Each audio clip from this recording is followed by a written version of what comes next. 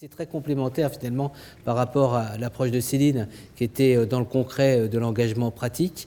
Et cette manière à la fois d'analyser des situations avec causticité et de faire apparaître des vrais questionnements, c'est exactement ce à quoi on voudrait viser à travers ces rencontres. Donc on sait que tu vas nous suivre, il fait partie d'ailleurs de notre comité d'honneur, mais il y aura d'autres moments à mon avis où sur des points spécifiques, ta pensée, tes observations de sociologue aussi, avec toute cette analyse bien spécifique, nous seront indispensables. Alors, ce que je propose, c'est quelques réactions. J'imagine qu'il y en a quand même si on est un petit peu, j'allais dire, démunis par rapport à toute cette vélocité de l'esprit et toute cette curiosité que tu nous as permis de partager. Qui veut intervenir ? Oui, c'était juste... Oui, juste pour pointer aussi que... Enfin, je me posais la question de savoir si, travaillant auprès des autres et dans l'univers des soins, on était forcément engagé ou si on pouvait accompagner des personnes sans être engagé ou si, d'avoir choisi certains métiers oblige forcément à un engagement. Ou est-ce qu'on peut être je sais pas. Madame, elle dit bien qu'elle est engagée auprès de son enfant. Elle ne l'a pas choisi, comme vous l'avez souligné. Donc, c'est un engagement un petit peu, pas contraint, mais enfin, pas loin. Alors, est-ce que, parce qu'on a choisi de faire un métier du soin, on choisit forcément de s'engager et jusqu'où ? Oui, bonjour. Je fais de la recherche sur l'éthique humanitaire, donc pas directement sur le soin, mais j'ai bien aimé ces réflexions et j'ai bien aimé de voir comment la question de l'engagement était explorée au cœur du soin, mais aussi au cœur de ce que c'est que d'être citoyen au sein d'une république. Mais alors, moi, je me demande finalement si on ne pourrait pas élargir encore cette notion d'engagement au-delà de ces espaces, et ça rejoint finalement l'intervention de Madame. Oui, je me demande si finalement l'engagement, c'est pas quelque chose de beaucoup plus fondamental, quelque chose qui finalement qui prend racine dans quelque chose de beaucoup plus ordinaire, qui est finalement le fait de vivre, le fait d'entretenir la vie, de maintenir la vie, parce que bon, finalement, qu'est-ce que c'est le contraire de l'engagement? C'est se désengager et c'est abandonner. C'est laisser la vie suivre son cours et tous les risques qui peuvent arriver, évidemment. Donc voilà, moi je voulais juste repenser un peu cette notion d'engagement comme quelque chose de beaucoup plus vital et de beaucoup plus fondamental dans nos vies, quoi. Voilà un peu ce que je voulais apporter. Merci. Alors, merci de votre intervention. Vous êtes vraiment l'exemple type de la personne qui va nous rédiger un texte. Non, parce que après cette rencontre, on l'a bien dit, sentez-vous vraiment engagé à rédiger des textes, même s'ils sont brefs, même si c'est des témoignages, ça va être vraiment le tissu de notre réflexion. Et là, c'est passionnant. Le souci de soi, le souci de l'autre, la question de la responsabilité, l'envie de vivre, enfin je veux dire, toutes ces dimensions quasiment spinozistes, enfin je veux dire, tout ce que vous dites est tout à fait important. Avant que Serge n'intervienne, d'autres réactions, n'hésitez pas. Là, on est parti très haut. Avant que vous partiez, vous vouliez parler d'engagement. Bonsoir David, j'ai pas trop l'habitude de m'exprimer en public, je suis désolé.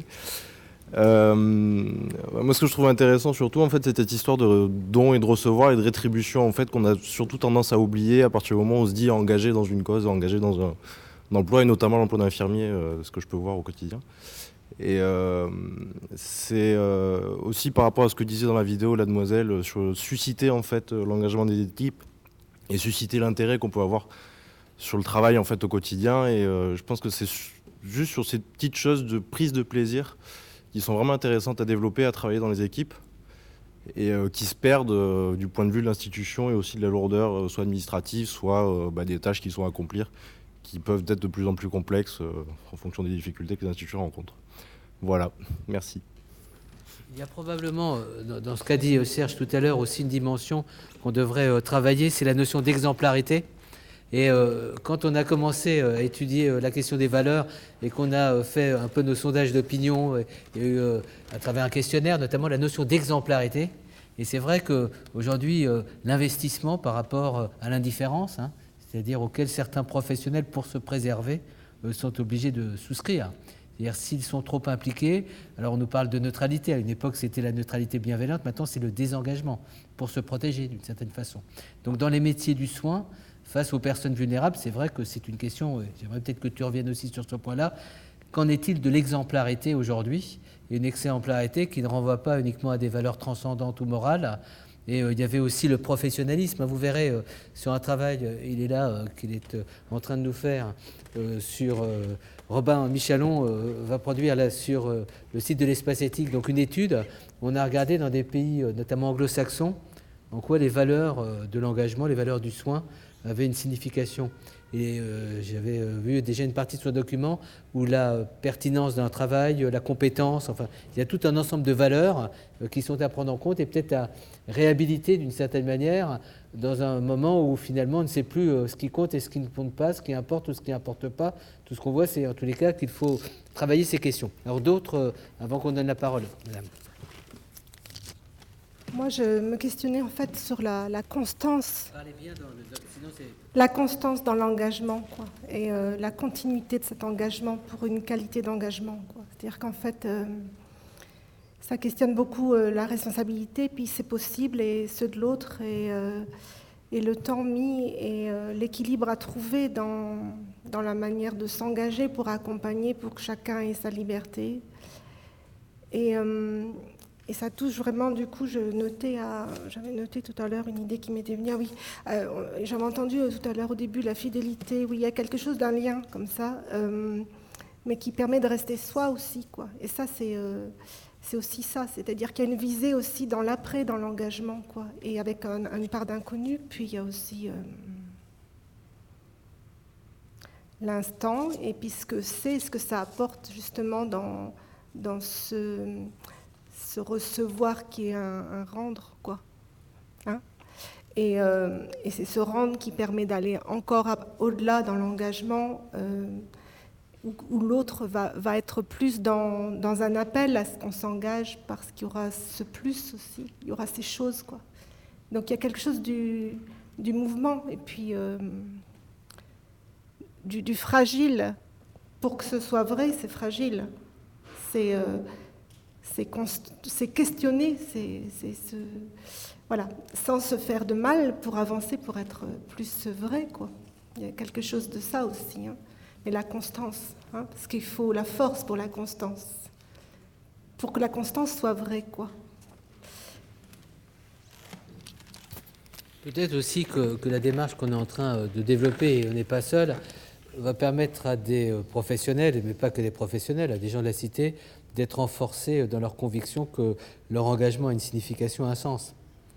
Le fait de, comme on le fait aujourd'hui, de faire circuler la parole et que chacun parle au niveau de ce qu'il est, de ce à quoi il est attaché, ce qui est fondamental dans son existence, les critères qu'il mobilise pour s'engager au quotidien, quelquefois dans des situations difficiles, puisque dans le soin, les situations, elles ne sont pas évidentes, elles ne sont pas toujours valorisantes. Tous ces éléments bout à bout vont peut-être, au bout de notre parcours sur les valeurs du soin de la République, nous permettre de faire émerger un certain nombre à la fois de questionnements, mais aussi de propositions politiques intéressants. Juste un point, moi, que j'observais, c'est dans les premières études qu'on a faites, le fait aujourd'hui de ne plus être reconnu dans ce que l'on est comme professionnel. L'ingratitude, le fait aussi de ne pas exister dans une institution, enfin tout un ensemble.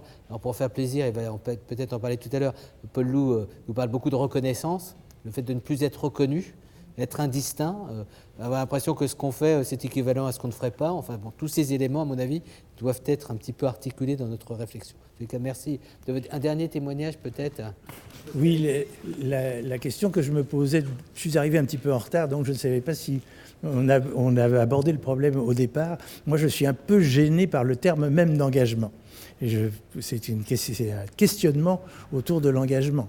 Parce que moi, dans mon histoire, l'engagement, c'était quelque chose, une affiche devant les casernes, engagez-vous, rengagez-vous, ce qui était une chose. Et quand quelqu'un était engagé, maintenant on dit recruté, mais dans le temps on disait engagé. Je pense que derrière, dans engagement, il y a gage. Donc c'est être payé pour faire quelque chose. Donc est-ce que ça tourne autour de la qualité de ce que l'on fait ? Et que j'avais envie, moi, de retourner le problème autour du engagement ou professionnalité, ou est-ce que c'est aller au-delà de la professionnalité, d'une professionnalité de qualité, encore faut-il définir cette qualité, parce que c'est pas simple. Mais je pense que là, il y a toute une réflexion à avoir autour du terme même et de ce qu'il cache, recouvre et étend. Moi, c'est pas dans mon vocabulaire habituel, donc du coup, ça m'a amené à réfléchir. Qu'est-ce que je mets derrière ? Est-ce que je suis engagé ? C'est aussi, je m'engage dans un carrefour quand je conduis, je m'engage dans une impasse quelquefois sur une autoroute. Il y a donc tout un travail, je pense, à faire sur la polysémie de l'engagement. De cette intervention. D'ailleurs, en écoutant les uns et les autres, disait quand autrefois on disait une personne est engagée, on disait c'est une personne bien. Et aujourd'hui, quand une personne est engagée, on dit de quoi elle se mêle. Je résume la situation. C'est pour dire comment les choses se sont un peu perverties. Et c'était tout à fait bien dit tout à l'heure aussi par Serge. Dans une société, ce qui fait société, c'est aussi l'interdépendance et l'interengagement. C'est-à-dire, s'il n'y a pas de solidarité, il n'y a plus de société. Donc on touche vraiment à quelque chose d'essentiel. Et s'il n'y a pas cette sollicitude témoignée dans le soin, que ce soit à l'hôpital, mais que ce soit aussi dans le domaine de la justice, que ce soit dans bien d'autres domaines, dans l'éducation, s'il n'y a plus cette sollicitude, une part de l'humanité qui nous est constitutive est complètement niée. Donc c'est des éléments quand même de fond. Est-ce que c'est sollicitude ou est-ce que c'est engagement ? Voilà, donc on en débattra. Il y avait Yanis et puis ensuite on redonne la parole à Serge. Merci. Bonsoir à tous. Je suis très content de cette intervention parce que je suis gêné aussi par le terme d'engagement. On a tendance aujourd'hui à totémiser des termes pour leur donner une portée morale qu'ils n'ont pas forcément. Vous avez rappelé la fiche « Engagez-vous », ce n'était pas forcément volontaire. Une fois qu'on s'était engagé, c'était difficile de revenir en arrière. Bon, il y a aussi l'accompagnement. Moi, je dis toujours l'accompagnement. Bon, c'est devenu un terme aussi vertueux par essence, mais on accompagne aussi les gens vers la sortie. On raccompagne les gens à la frontière. On peut accompagner sans éthique, l'escort girl par exemple. Donc, c'est pas forcément des notions en elles-mêmes éthiques. Vous voyez, l'éthique ne se commande pas. Alors, l'accompagnement est souvent forcé. On l'a vu, on ne choisit pas de... L'engagement, pardon, est souvent forcé. On ne choisit pas de s'engager. Souvent, on l'a entendu. Et l'engagement, qu'on nous réclame, c'est ça qui est un petit peu... Alors, on essayait là de nuancer cela, mais s'engager à 100%, l'engagement total, effectivement, est toujours un peu gênant parce que c'est une forme d'enrôlement, effectivement, ou bien c'est ce qu'en psychologie on appelle le syndrome de tunnelisation. Vous savez, une fois qu'on s'est engagé, on ne peut plus retirer la main. C'est comme la bouche de l'enfer, là, quand on met le bras et on le met jusqu'au fond, on ne peut plus le retirer. Bon, donc il y a une forme d'engagement qui est bête, je dirais, bête et méchante, qui consiste juste à démissionner intellectuellement, s'engager en plein.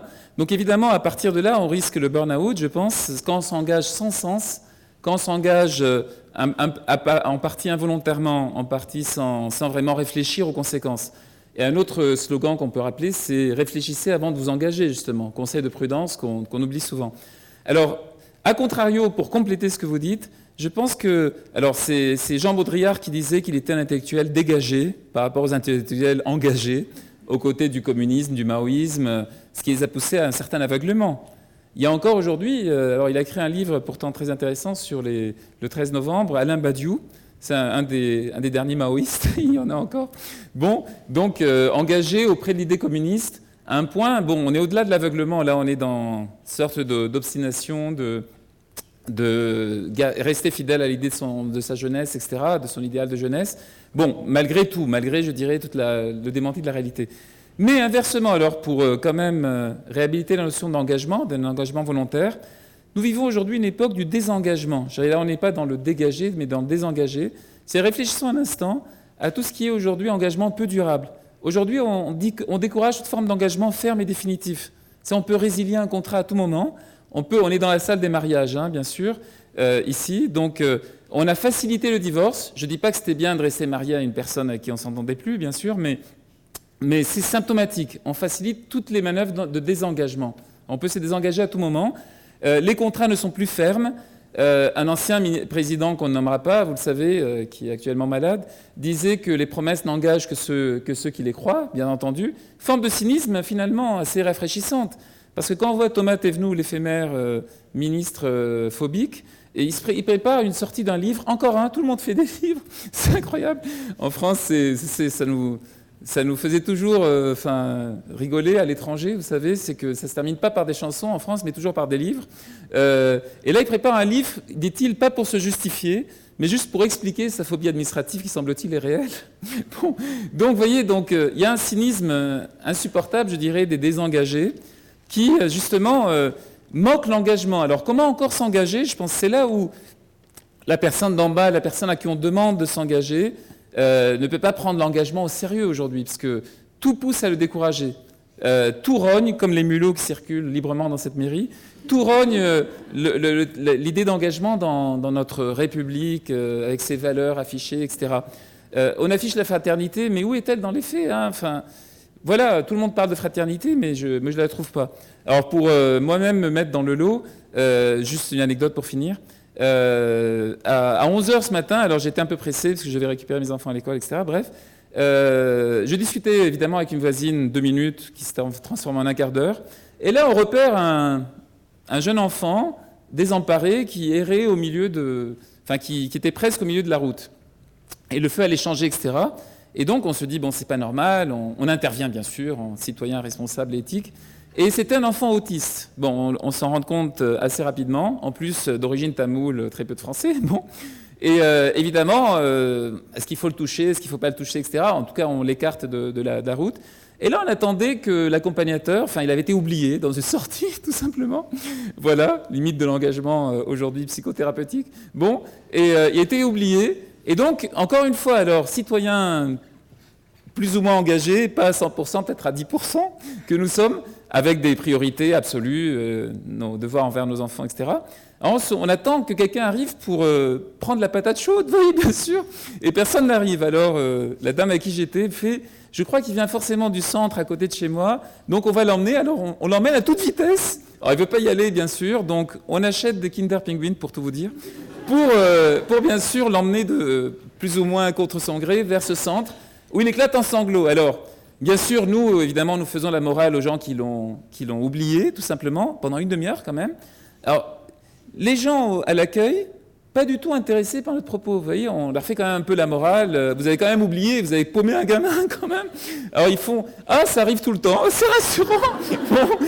Et l'éducateur arrive au bout d'une demi-heure. Je le retrouve après, je discute avec lui. Il fait oui, vous savez, il y a une procédure. Si je ne l'avais pas retrouvé au bout d'une demi-heure, j'aurais appelé la police. Je suis, très bien, mais il serait fait écraser entre-temps, peut-être. Bon, donc, voilà. Je pense que même les gens dits engagés ne sont pas forcément. Mais comment pourrait-il l'être? Parce que tout nous invite à nous désengager. Alors, je vais donner la parole à Serge. Yanis est philosophe, hein, vous le connaissez, Yanis Constantinizet, mais ce que je trouve intéressant dans cette espèce de parcours très rapide et avec tout l'humour qu'on connaît, c'est d'abord qu'est-ce que c'est aujourd'hui l'esprit d'engagement, mais surtout tu as donné juste à la fin un élément à mon avis important, c'est tous les protocoles, toutes les procédures qu'on met en œuvre aujourd'hui, à un moment donné désinvestissent la personne à la fois du sens de son métier et de la capacité d'assumer une responsabilité. Et avec la précaution, par exemple, tout ce qu'on met aujourd'hui en termes de devoirs complexes, d'assujettissement à des règles, à des normes qui évoluent au jour le jour, a aussi quelque chose de contradictoire avec l'esprit de s'investir, à l'esprit d'initiative, à la curiosité de l'autre. Enfin, je veux dire, et un deuxième point, et j'aimerais aussi le point de vue de Serge par rapport à cette question. En fin de compte, on cultive aujourd'hui une certaine forme d'esthétique de l'individualisme. Et est-ce que c'est compatible avec l'esprit d'engagement? Alors, comme Serge il connaît très bien aussi les proches, la famille, on voit en contradiction avec les modèles qu'on cherche à ériger, des solidarités extraordinaires, hein, des engagements sans faille, quelquefois au prix d'existence de gens proches, des conjoints de personnes malades, etc. C'est-à-dire, on voit aussi chez des professionnels des engagements extraordinaires, quelquefois au détriment même de l'intérêt de la personne, même de son intérêt professionnel, puisqu'on caricature l'engagement d'un professionnel en disant il surinvestit, probablement c'est pour des raisons pathologiques et c'est pas très professionnel. Voilà, tous ces éléments, toutes ces énigmes auxquelles on est confronté aujourd'hui nous donnent le sentiment que parler de l'engagement aujourd'hui, c'est peut-être réhabiliter un certain nombre de questions qu'il va falloir aussi nous permettre d'assumer et leur donner aussi une visibilité. Voilà, beaucoup de questions ont été posées qui nous donnent envie de poursuivre et d'approfondir cette réflexion. N'oubliez pas que vos contributions sont attendues, espérées. On viendra vous chercher avec des relances d'emails si vous ne nous adressez pas dans les jours qui viennent. Serge. Il faut donc engager nos contributions. Hein, c'est ça, il y a un truc aussi. Alors, oui, il y a eu plein de choses. Puis, c'est vrai que là encore, on sent bien, il n'y a pas une réponse définitive. Il n'y a pas un truc, on voit bien même autour des termes et tout ça. Alors, déjà, ce qu'il y avait au début, hein, c'était plutôt l'idée, mais est-ce que finalement, les métiers du soin, ils sont spécifiques? Et donc, il y a une notion d'engagement qui serait supérieure à d'autres, comme s'il y avait un petit peu il y a d'ailleurs des formes de noblesse. Il y a des métiers qui sont plus valorisés que d'autres. Déjà, il y a des métiers qui sont beaucoup mieux payés que d'autres. Vous remarquerez d'ailleurs que ce n'est pas nécessairement les métiers du soin. En tout cas, pas des soins d'en bas. Soins d'en haut, c'est autre chose. Voilà. Donc, mais il y a quand même ça. D'ailleurs, la question du prix revient souvent quand même. Vous connaissez la formule d'Oscar Wilde, hein. Le cynisme, c'est connaître le prix de tout et la valeur de rien. Et il y a beaucoup de choses autour de ça. Par exemple, les médecins se battent beaucoup sur les 23 € machin. C'est pas sur les valeurs, c'est sur le prix d'un acte. Voilà. C'est intéressant. Et on va limiter la question à ça. Et donc on réduit. Alors là, pour le coup, on réduit sacrément l'engagement. Et si c'est ça, évidemment, donc c'est juste une question de mesure. Et donc, c'est-à-dire qu'ils vont directement dans une notion de rapport d'argent où, du coup, on met l'engagement, on met les valeurs de côté. Elles se monnaient. Voilà. Par rapport à ce qui est vrai, des études difficiles et tout ce qu'on voudra. Donc, c'est intéressant quand même. Deuxième chose, est-ce que donc les métiers du soin, est-ce qu'ils sont quand même spécifiques? Et donc, est-ce qu'ils relèvent de l'engagement?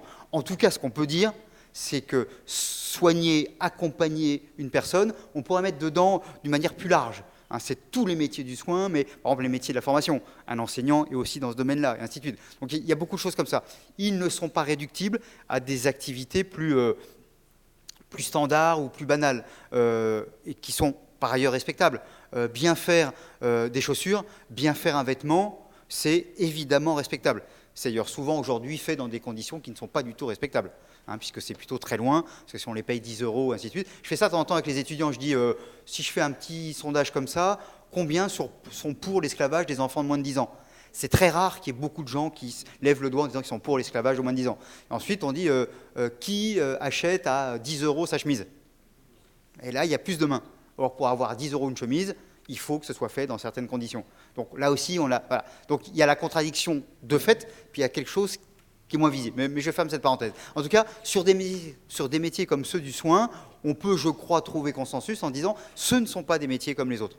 Ce sont des métiers où il y a de toute manière un engagement supérieur. Alors, est-ce que pour autant, parce que je fais ce métier, parce que je suis payé pour faire ce métier, est-ce que je suis nécessairement engagé?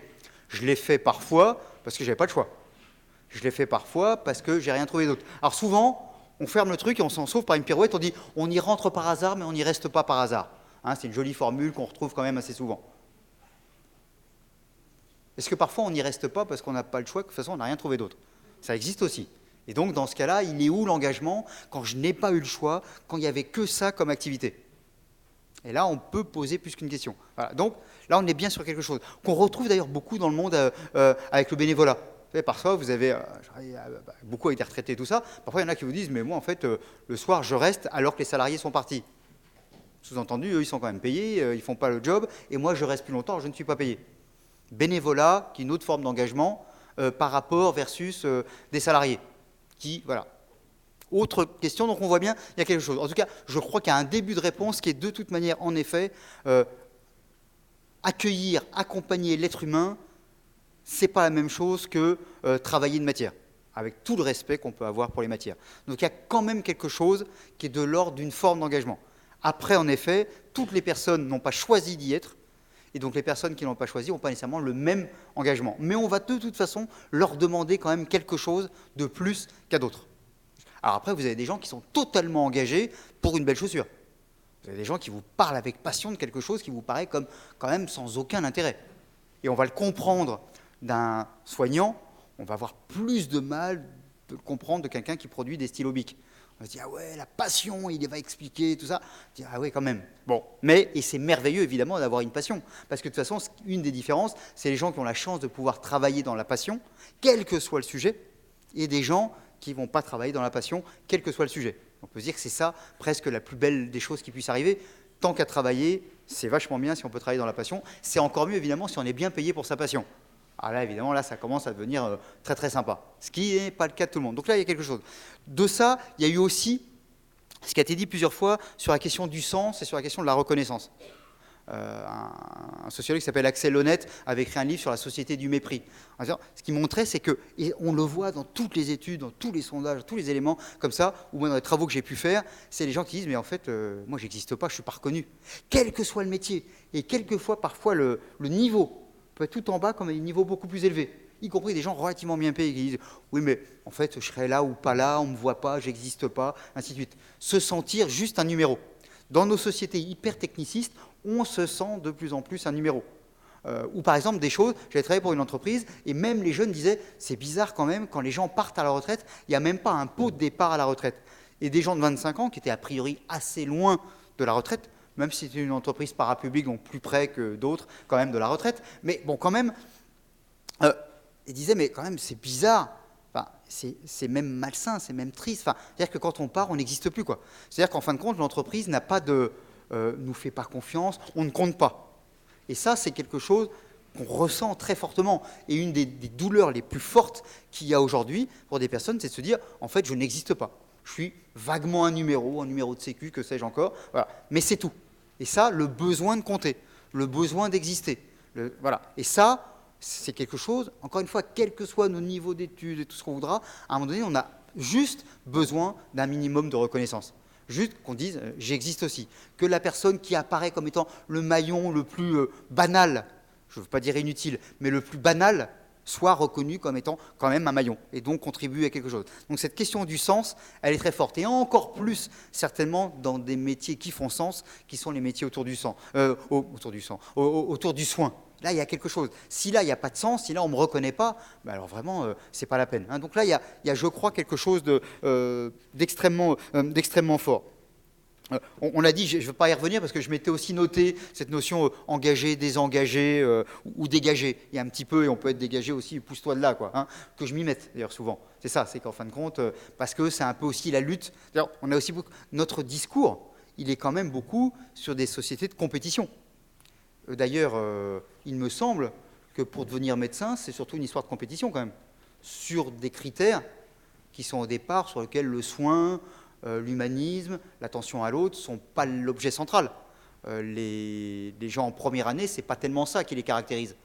C'est plutôt des trucs très scientifiques, très matheux et tout ça, et sortir devant l'autre.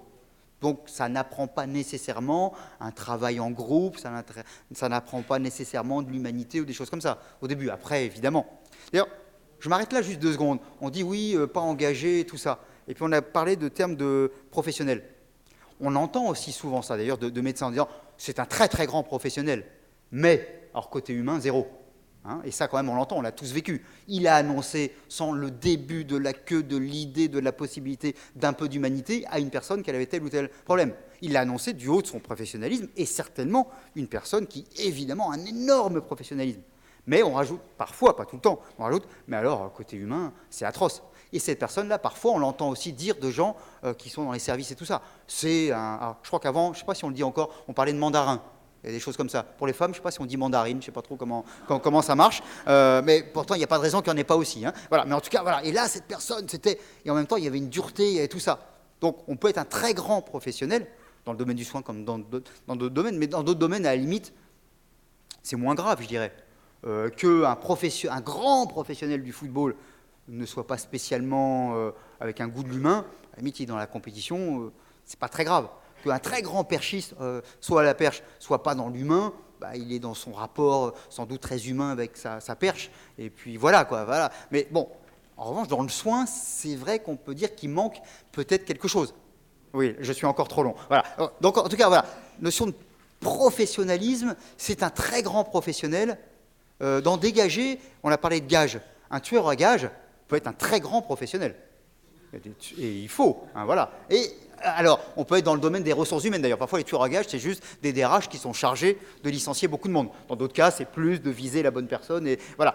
Et on peut être un très grand professionnel du tueur à gages. On est loin du soin. Hein, voilà. Donc, pour ça que, oui, en effet, avec les mots, on peut toujours jouer, mais quand même, encore une fois, cette notion d'engagement, elle voudrait dire ça. C'est qu'on peut être un grand professionnel, et on doit l'être, parce qu'on est sur des domaines où ça rigole pas, quoi. Si on se trompe, c'est quand même... voilà.